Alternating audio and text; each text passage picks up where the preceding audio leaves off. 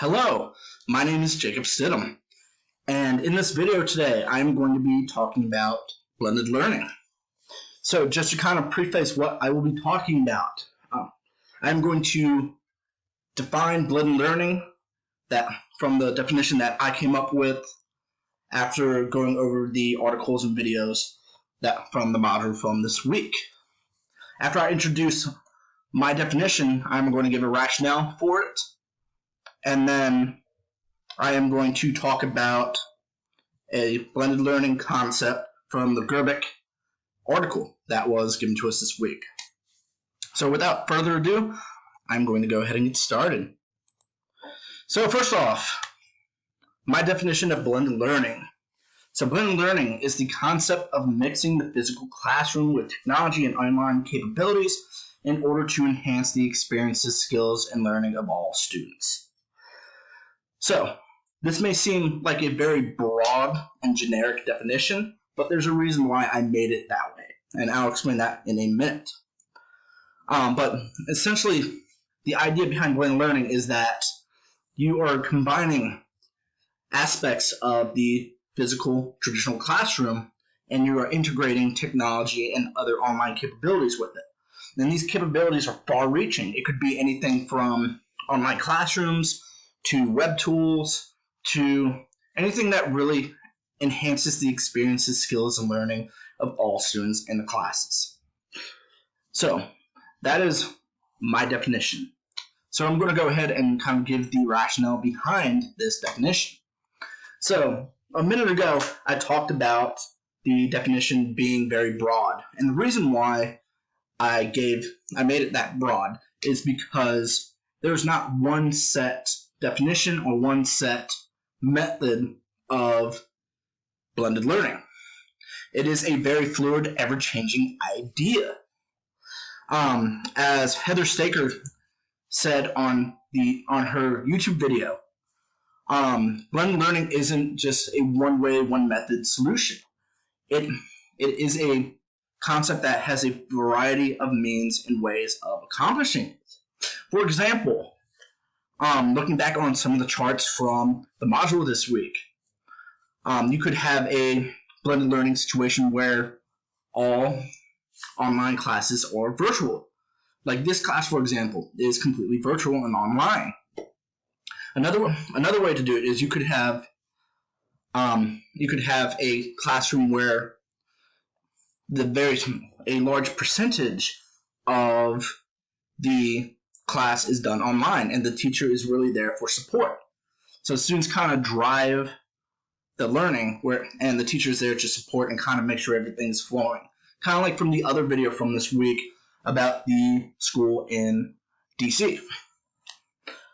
So that's why I kind of made it very broad and why I kind of say that's a very fluid and ever-changing idea. It's because it really is. There's not one way to do it. My other rationale for it is that it introduces and helps apply proper skills and abilities. We have learned about 21st century skills and abilities that will help students in this new developing digital world. And by having a blended learning classroom, this really helps not only help students learn and develop these skills, but it also helps prepare them for the modern workforce and the jobs that they will have when they are older. And that kind of brings into my next point, number 3, variety of tools. So this blended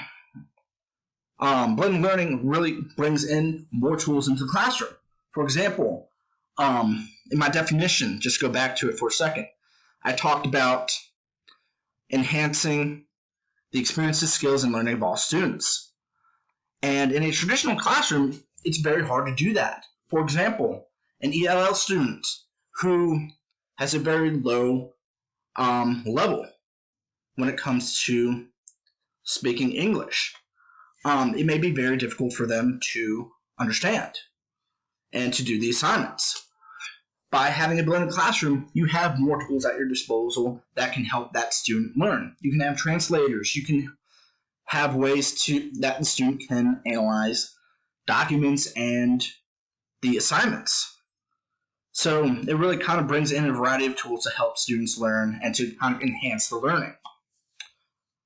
And that also kind of hits point number 4, where it helps a wider amount of students. The students who may struggle, students who may have accommodations, ELLs, special needs students.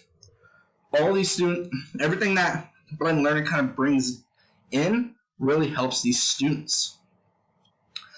And that's why in my definition I kind of included enhancing experience, skills, and learning of all students, because it really does. It's very inclusive. It brings in more students and really helps enhance the learning for them, where a traditional classroom may not. And then finally, my experiences with a blended learning classroom. So I have done blended learning in different ways. I have done it where we do a lot in class, but we have a lot of assignments, we have materials and everything on a digital classroom like Google Classroom. Last school year, where we were all virtual, and the only time I got to see my students was through Zoom. That's another way of having a blended learning classroom.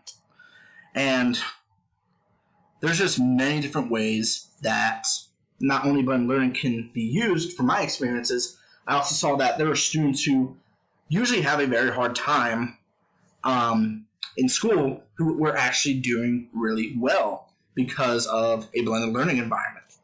And that all these points really kind of help to solidify and bring evidence to why I kind of created this definition and how blended learning really is beneficial. I'm going to wrap this up because this video turned out to be very long. But essentially, Gerbic Analysis. By looking at the Gerbic article earlier, one concept that I found is that blended approaches have also been used to address student learning issues. For example, to help non-traditional first-year students settle in university and encourage engagement, and to facilitate learning where South African students speak different languages and do not have access to computers at home. And that kind of brings me back to my definition of enhancing the learning and experiences for all students. It really does help all students. It's very inclusive. It helps a larger amount of students, especially students who may be having issues. For example, last year, my freshmen have never been in a high school. Through a blended learning situation, we were able to still kind of give them a means of understanding what a high school is like, even though they have never been in the building. So that really helps them. And as I kind of mentioned before, you have different students like ELLs who may have a harder time in a non-blended classroom because there's not as many tools and methods to kind of help them and to support them. So I really found this concept that really fitting my definition. So that kind of wraps up all of my learnings with blended learning this week. And I am really looking forward to learning more about blended learning and how to really apply it more into my classroom. So thank you for your time. I know this video got a little longer than I planned, but hopefully it was enjoyable and you learned some things. So thank you. And then here are my references.